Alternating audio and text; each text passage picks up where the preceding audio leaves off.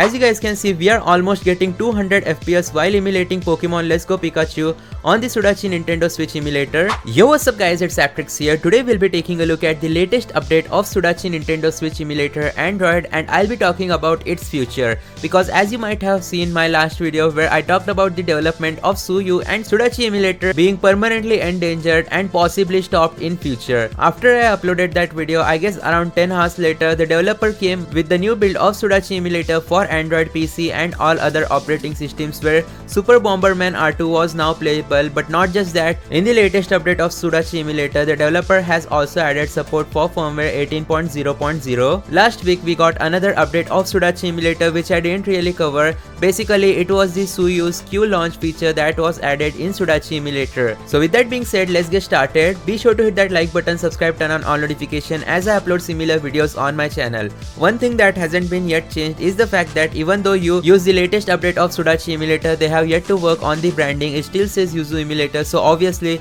that's a grey region in itself. But not just that, there have been lot of controversies regarding the future of Suyu and SUDACHI emulator. So Suyu is now officially dead. Suyu Nintendo Switch emulator for Android. I know it's very sad news, but it has officially been discontinued. But still SUDACHI emulator is public, it is available, and I think the development is going on for this emulator. I'm not really sure the developers' further steps because Suyu emulators, as soon as its Discord server was taken down, the developers of that emulator left the project and the main developer decided to freeze the project for now until there are more developers who will be willing to continue this fork, and obviously they have an fear of getting sued from Nintendo. Whereas for SUDACHI emulator, the developer is still continuing his development. He hasn't really mentioned anything about discontinuing his emulator, so that's pretty good. I think this is the truth of being a solo developer. As you guys know, SUDACHI emulator's developer is only one and he doesn't even accept any other developers' contributions, and that's the main reason why SUDACHI emulator is still available. The developer is very patient and obviously he's well versed in terms of development of emulators. Anyways, we'll be using the latest Mesa Turnip Adreno driver revision 18 in terms of GPU driver manager, and will disable limit speed percentage. We'll set the resolution at 0.5x. VSync mode will be FIFO. Nonetheless, device aspect ratio will set it stretch to window, post maximum clocks and asynchronous shaders. Now I am also unsure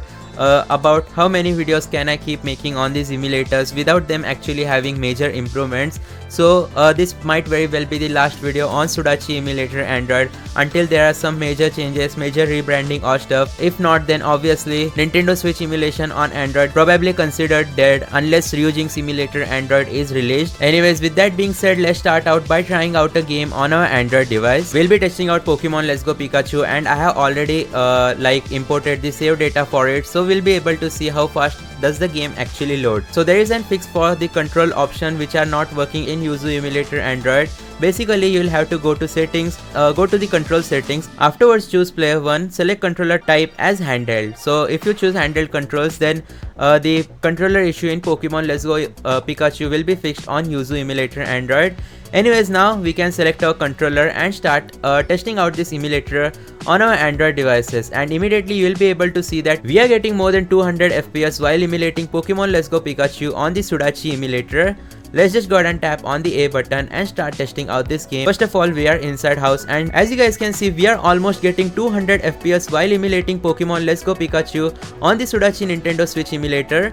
Surprising for me, because at the top left corner you guys will be able to see that we are sometimes even exceeding 200 plus FPS, so that's very surprising. Let's see how much FPS can we get in outside world scenarios, because this is the most important part. Once the shaders are compiled, the FPS is down to 42-43 FPS, which is pretty stable, though I will still recommend you guys to choose Skyline emulator if you want performance, because I'm pretty sure if you try emulating this same game on Skyline, you will get almost 60 to 100 FPS. But definitely I can say this, I have never seen Yuzu emulator running Pokemon Let's Go Pikachu at 100 plus FPS, which I was able to see today with the help of SUDACHI emulator. So obviously the performance is improved along with the compatibility of games in SUDACHI emulator. Let me know in the comment section down below what you guys think about the future of Nintendo Switch emulation on mobile devices. I don't think it has any future left unless Ryujinx emulator ports its emulator for Android devices, which is highly unlikely. Anyways, that's going to be it for today's video. Thanks for watching. Make sure to hit that like button, subscribe, turn on all notifications, as I'll keep you guys up to date with all the latest news regarding this current scenario. I'll see you guys next time. Thanks for watching. Goodbye.